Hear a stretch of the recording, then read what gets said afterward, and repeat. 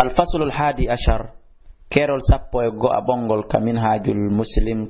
كباب تروها في خلق التواضع يوتين في نجيكو يانكنار وذنب كبر إنينيغول في مونينتنار نتن جولو نايول مونينتنيدو المسلم جولو يتواضع أنا يانكنيدو في غير مذلة ko aldaye hoyende non hoynugol hoore mun jasina wala mahana ko aldaye hoyende wattawadu yankinare min akhlaqihi ko wonay dum jeyaɗum e gikkuji makko al mathaliyati misal yankoji wa sifati sifaji makko al aliyati tuudi kama anna al kibra wa nuri mawnintinarde laysa lahu wona fi makko fe wona kanko jende wala yanbaghi nde hana nali mithli sifa makko kanko julɗo إذ المسلم لتونو جلو يتواضع أنا ينكني ليرتفع في الله بانتم ولا يتكبر أنا تاموننتني ليلا يخفض في وتا الله جلتم إذ قد سنة الله سنة الله أن كانكو كادينكو ماكونغو جارية كدوغدوم في رفع المتواضعين بانتوغول ينكنني ببله ونندم ووضع جلتنغول كاد المتكبرين كلا موننتني كونغيكو ماكو كلا تونتي دو جلتنايمو كلا جلتن دو ينكني هوري مون اوتونايمو كونغيكو ماكو قال رسول الله صلى الله عليه وسلم ماكي ما نقصت دويتا صدقة صدقة من ماله مرده جودي سيدا ماري 100,000 فرانc 80,000 فرانc okitedi صدقة تاويو لوتي 980 tasiku lutti 99,000 de andu hani ko 100,000 jogida hunde doytaake wama zada Allah alla beedirali abdan yada bi afwin sabu nefinare makko illa izan shona teddungal wama tawada ahadun goddo yankinan taako lillahi alla illa rafa'ahu Allah shona alla bantaymo wa qala nilada make haqqun ala Allah ko haqqe hore alla alla yartafi'a nde o bantata shay'un hayye hunde min ad-dunya immorde aduna illa wada'ahu shona o libay fi mayre o wallina fi mayre kono woniri wa qala sallallahu alaihi wasallam nilada alla make yusharul mutakabbirun mawnintini ben fo mo bitoyte yawmal qiyamah amsal ad-dirri yeru abbere jarrahum fi suri dajjal e der mbadi masih dajjal yaghshahum tanu suddi bi adallu hoyende min kulli makanin e kala nokku yusaquna tabe sogge ila sijinin bena be der kaso fi jahannama kanderi ta jahannama yuqalu lahu inna nemo bulas ay ta'aluhu narul anyar ta'aluhu hubbanemo narul anyari gite din yusdawna be yarne min asarati ahli nari ko yimbe yite ben siwoto kon tinatun khibal dum ko lope nyolde ko duwon ko be yarnete fami wal muslimu jullo indama yuskhi sangande o jentinta bi udunihi nuru makko ndu wa qalbihi ya berne makko ne ila mithli hadhihi al akhbar sifadi do akhbari as-sadiqati gonga yankeji min kalamillahi imorde dalal Allah wa kalami rasuli ma kun la Allah sallallahu alaihi wasallam fi tanai fi mantugol alal mutawadiina e do be do yankini be marratan de wotere so woni jenti don do hay ko de wotere wa fi dammil mutakabbirin e fi nginyugol be do mawnintini be ukhra kenengo be mana o jentike dun da marratan kenengo o jentike dun da ukhra kadi kenengo wa tawran e ka taggindirgol fil amri fi yamirgol bit tawadu yankinare nde wa tawran e kenengo kadi toujours ko kenengo kadi fil amri fi yamirgol bit tawadu yankinare wa akhara kenengo fi nahyi fi hadugol anil kibri fi mawnitinare stayne do juldon hino yilude nuru makko dum o jento dum da kenengo mo yilude bernde makko de mo musibbe kayfa la yatawadu konno woni taw yankinotako ala wala yakunu konno wonirta la taka tawadu yankinar ni khulugal lawngi ko makko ala wa kayfa la yatajannabu al-kibra konno wonirta ito taka mawnintinare wala yamqatu o monano taka al-mutakabbirina mawnintini ben ala qala Allah ta'ala la dali fi amri rasulih e fi yami gonne laado makko on tigi koy na fi goddo go bitawadu yankinar Allah wi he Muhammad waqfid joltin janahaka liman ittaba'aka minal mu'minin وقال له الله دالani mo kadi noko he Muhammad wala tamshi wa tayar fil ardi kaledi marahan bongogol وقال الله dal fi thanai ala awliyaihi fi waccugol manta jatigibe makko be wasfi tawadu fihim sabu siforgol be yankinar ko be wondi kon yuhibbuhum tawaben hino yidi mo kanko Allah wa yuhibbum kanko Allah mo yidbe wa yuhibbuna kambe kadi hibe yidi mo adillatin ko be hoybe yankini alal mu'minin aizatin nyadube alal kafirin وقال ويتي في جزاء المتواضعين في جبه بيدو ينكنيبه تلك الدار الآخرة o wi kanko Allah den galle al-akhirah najalame waɗaniɗe lilladina la yuriduna uluwan tunitagol fil ardi wala fasadan. wa qala rasulullah sallallahu alaihi wasallam maki fil amri fi jamil gol bitawadi yankinare inna allaha allahu ha ila yaw hayni en an sikoni tawadu yankindirane jippondirane hatta la yafkhara ha haramantaki ahadun goddo ala hadine do goddo wala yabghi tawabe wali ahadun ala ahadin. وقال صلى الله عليه وسلم نلا ماكي في الترغيب في لردينغول يمبن في التواضع في ينكنار بماكي ما بعث الله الله نلا لنبيا الا را الغنم سونا ايني دمي دونكو اندينغول ان annaba ben ko yimbe yankinibe sona dum be nen kam fi ayno dammi. فقال له اصحابه صحاب باب makko ben innani ma wa anta ene hay anne laado ayni dammi qala ne laado ba jabi na'am kuntum lati araha mi do ayna inodi ala qararita li ahli makkah ka buruji ka hore pelle fi yimbe makka be mido ayna nayno yimbe makka ben ka hore pelle to. wa qala sallallahu alaihi wasallam la maki lawdu itu ila min hay mi nodda ila qura shatin faadi kurmuhum dammi si goddo defi kurmuhum noddilan yo men nyam aw dira'in ma dum sugunun kun do la jabto mi jabato mi noto ko mi haari wo ko mi acci maro e tew ko anwo ya mi batto men hawta ko yi buyno salora notagol noddando ko nodda fi jasintingol yawito nyamete ko noddira fi mun ko ma noddudo dum o wala uhdiya ilayya siminel dama kade dira'un sugunu aw kira'un ma dum kurmum la kabiltu kadi mi jabay fess. wa qala sallallahu alaihi wasallam Allah yewti fi tanfiri fi nefingol nal kibri mawnintinar ma ki ala ukhbirukum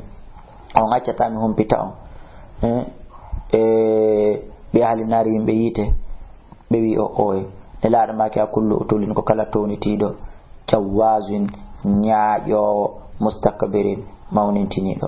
wa qala nelaɗo maki salasata yimɓe tata la yukallimumullah Allah yewtidoyta maɓɓe yawmal qiyama wala yuzakkimo laɓɓintaɓe wala yanzuru ilayhim desa o darataɓe darde yurmede wala hum adabun alim. ɓen tato yalla dande jeede e maɓɓe kono noon hiɗen kontude sa andiɗa jeeya e maɓɓe ko ya etto suutoɗa e maɓɓe si watten noon du'a on yalla dande jeede e maɓɓe. cheikhun zanin mawɗo zino ko fanda mawɗo zino na towa duuɓiɗi ko kala jumbuɗo ma jombaɗo ko wiyete cheikhun yo cheikhu fandaɗo ɗo. wa malikun kadabul lanɗo feno he awa wa ailul mustakbirin e baso mawnintiniɗo min goy min mi mara kono yiɗa yawre nde min mi mara kono goy min miɗo howniti min mi mara kono goy min mi hajaka goy na haala noon.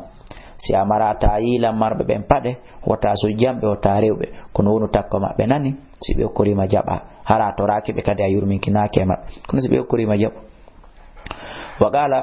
o wi'i kanko nelaɗo on nde qala Allah azza wa jalla Allah teddutoɗo no daali hadisul qudusi al izzu ko wiyete teddungal izari ko tuba an non wal kibriya'u mawnitinare rida'i ko doloke an non faman yunazi'uni kala ñurtuɗo e an fi wahidin minhuma gotel e ɗin ɗiɗi ñortuɗo ɗi an faqad adabtu gom ɗi mi letta mo letti musuɗe. wa qala sallallahu alaihi wasallam nelaɗo Allah maki baynama rajulun tumande tawno gorko fi hullatini mo nder cuɗari mo ɓorni dernier himo yaha tu ujibuhu nafsuhu hoore makko no hawnimo himo tintito murajjalun ra'sahu mo peñi hoore makko nden wuji ɗum nebban ha mo yahtalu himo ñaaƴa fi mashi e nder yaadu makko ndun tun e nder ko bungata ɗon kom idi khasafa Allahu bihi al-arda Allah mutindinimo e leydi ndi fawa kanko yata jaljalu himo moɗe fil ardi ka leydi ila yawmil qiyamah ta ñande dargal ñande o mutay e mbere darde makko. koni an kadi reno e ɓornagol ɗo base munta manto bunga e hoore yimɓe ɓe mara fi an kadi do Allah no wawi mutindema no mutinirno on ɗon on kadi do mutinaɗo ɗon o mara bonnere ɓuri nde waɗɗande ko ɗum Allah mutinirnomo an Allah accutu koni noon reno an kadi wa min mazahiri no jeeya e mandeji ko feññinta attawadu o yankinare neɗɗo ma yali ko narde ɗo. awalan ara nun ɗum in taqaddama rajulu so tawi woni goɗɗon ardini ala amsali e dow yeru e makko ɓen fawata kanko fawa in taqaddama rajulu si gorkon ardike ala amsali e dow sifaɓe makko ɓen o waɗi hoore makko hoore e hoore maɓɓe waɗi hoore makko yeeso fawara on ɗo mutakabbirun ko mawnintini ɗo nani. wa in ta'akhara so nettini hoore makko ɗum ga e maɓɓe ɓe fotata valeur ɓen fof ɓe fotata duuɓi e moyen e manan kun fof ko ardina ɓe yeeso o ɓurna ɓen ɗon fawara ɗum ɗon ko mande hollude kanko mo tawadi on ko yankiniɗo on faami. saniyan in qama so immike min majlisi e jonde makko nden o immanike li di ilmin fi jongandal wa fadlin e ɓural wa ajlasahu o joɗɗini on ɗon fi e jonde makko nden. Wa in qama so immike sawwa lahu o fondidiranamo na'lahu paɗe makko ɗen. On jomiraɗo gandal ma ɓural, so immike o yaha o yiltanamo paɗe makko ɗen fi o ya watto ɗon. Wa kharaja o yalta khalfahu ɓawa makko o ɗowtamo ila babil manzili haka dambugal galle li shayyi'ahu fi yo ɗowtumo. Fa waray oɗo kadi ko holluɗum wonde mutawadi'un ko yankiniɗo. Salisan tatabun ɗum in qama so immanike lirrajuli gorko al aadi jaggutuɗo wa qabalahu o nunnomo bi bishirin wondude e welo welo wa talaqatin e jalbendi yeeso wa talattafa o newo ma hondude makko fi su'al e nder lande ɗen wa ajaba da'awatahu o noto noddandu makko ndun wa sa'a o yaha fi hajati huntugol haaju makko on wala yara tawa o yali nafsahu hoore makko khayran hino ɓuri moƴƴude min hudi oɗa fa huwa aray oɗo kadi mutawadi'un ko yankiniɗo. Rabi an yabundum in zara so yehi o juroyke o hiwroyke ghayrahu ko ina hoore makko mimman huwa dunahu on mo tata hewtama fil fadl kaburan mo ɓurɗa gandal ma mo ɓurɗa jawdi ma mo ɓurɗa laamu accitajuji ma ɗin fo yaha hiwroɗamo yaha ka makko hiron ma ñallo jokkoɗamo neldamo aw mislahu ma fotayɗo wa ma hara komo fotata tan niveau wa hamala ma'ahu mata'ahu on tigi rondano on ɗon miran hoye makko koye si on tigi no jogui cawlum o jaɓanamo aw masha ma'ahu ma o seppida e makko fi hajati e nder hajuji makko ɗin fo waray oɗo kadi mutawadin ko yankiniɗo. Kono en tant que ko ɓurɓe maɓen eɓe fotodata ɓen tun yahataka mum ko ɓen gollanta ko ɓen kurkantoɗa haray hollali ko a yankiniɗo. Khamisan jawabun ɗum in jalasa sawini o joɗike ilal fugara'i faade wasuduɓe ɓen wal masakine miskina wal marda e nawnuɓe ɓen so joɗodi e maɓɓe wa sahabil ahati e jomiraɓe e tampiriji ɓen wa jabatata o nototo dawatam noddanduji maɓɓe ɗin wa kalamahum o ñamida e maɓɓe wa mashahum o seppida e maɓɓe fi tariqim ka laawi maɓɓe fa waray oɗo kadi mutawadi'un ko yankiniɗo. Sadisan jeega wonno in akala so ñami aw shariba ma o yari fi ghayri israfin ko alda fe intingol wala bisa o ɓornike fi ghayri makhilatin ko alda e bungugol ñama no hawriri ɓorno soda conci satta piriji embere ko hawri hara nafa sattuɗi ha feƴƴiti ɓorno no hawriri fo waray oɗo kadi mutawadi'un ko yankiniɗo. Yo Allah newina en timmingol ɗiɗo. Wa hadi hina ɗo kadi amsalatun misaluji aliyatin towɗi hollayɗi littawadu'i wonande yankinare nden. Awalan aranun ɗum ruwiya fillama anna Umar bin Abdul Aziz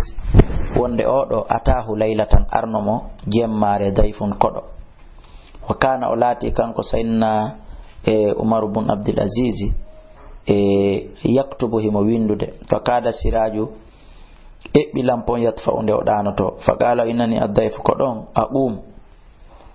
ñiɓu ɗo wonɗo ilal misbahi ha bimbe faslihu aqumu o wi abbolam yaha ilal misbahi faade e lampon faslihu mi moƴƴintina mo nani habbo ɗo mi yaha mi immano lampon mi moƴƴintina mo ɓaade lampon fuɗɗi ɗanade. Fa qala o inni laysa min makarimi rajuli wonali hino jeeya e teddingol gorko an yastakdima dayfahu nde o gullinta koɗo makko on ko gorko koɗo on inni Umar bin Abdul Aziz accu min mi immo mi yaha mi moƴƴintina lampon ɓawo fuɗɗi ɗanade. Umar bin Abdul Aziz wino ko min yahata jeeyaka e teddingol koɗo mo gullingol mo. Fa qala dayf ko ɗum wi idan awa on tuma unabbihul ghulama a waccu mi findina sukaɓe golloɓe ɓen kamɓe ɓe yaaɓe moƴƴintina arana an amirul mu'minina lanɗon yeeyi ukki juuɗe may ɗum. Fa qala Umar bin Abdul Aziz jaabi innaha ay ngol ɗoygol ngol ɓe sukaɓe ɗani awwalu nawmatin namaha ko arande ɗoygol ngol o ɗanini fala tunabbi wata findinmo ɗoygol aranal goɗɗo findintaki accu mo ɗano. Wa dahaba kanko Umar bin Abdul Aziz o yehi ilal battati faade miranka gaswal on woni ɗon wa mal al misbaha o hebbino e lampon tef zaytan nebban sakun awlego wi en fifaru ka nebban sunneteɗan ɗan karɓiran on ka woni ɗon o yehi o ñiɗi ɗum o hebbini ɗum tef lampo on waɗi o joɗɗintinimo. walamma qala lahu dayf ɓa koɗon wi ɓumta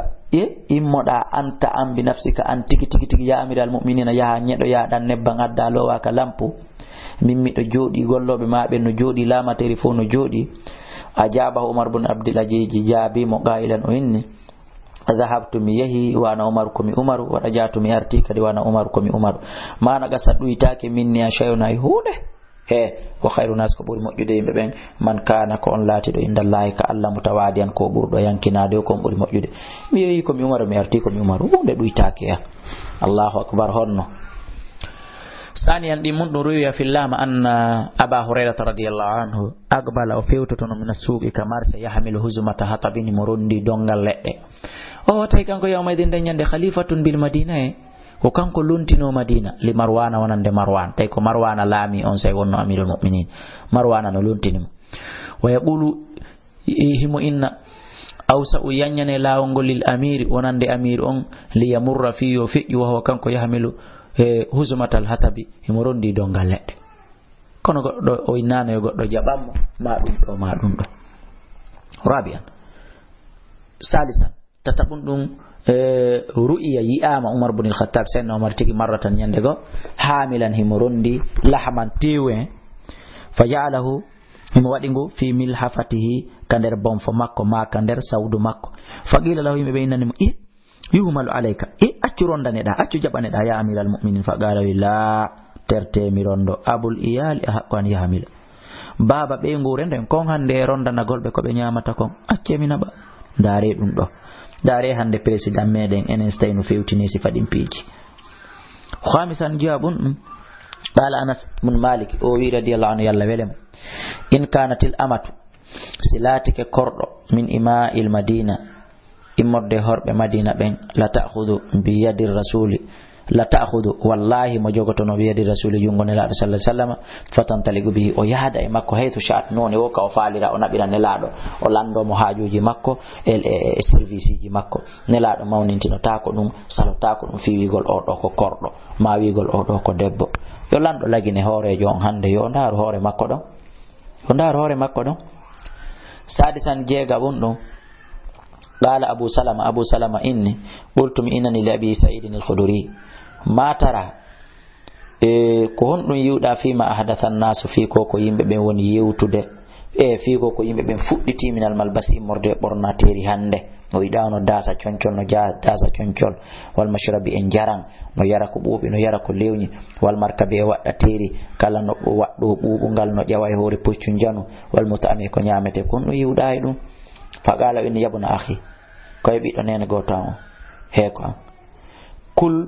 lillahi nyaamu kala ko nyaamata fi Allah washrabu lillahi yara sabu Allah wal bas lillahi borno sabu Allah wa kullu shay'in kala hunde dakhalahu ko naati e mayre min dal kay dido zaha woni cudari aw mabahatun ma madun labintinurdum dagidum awriya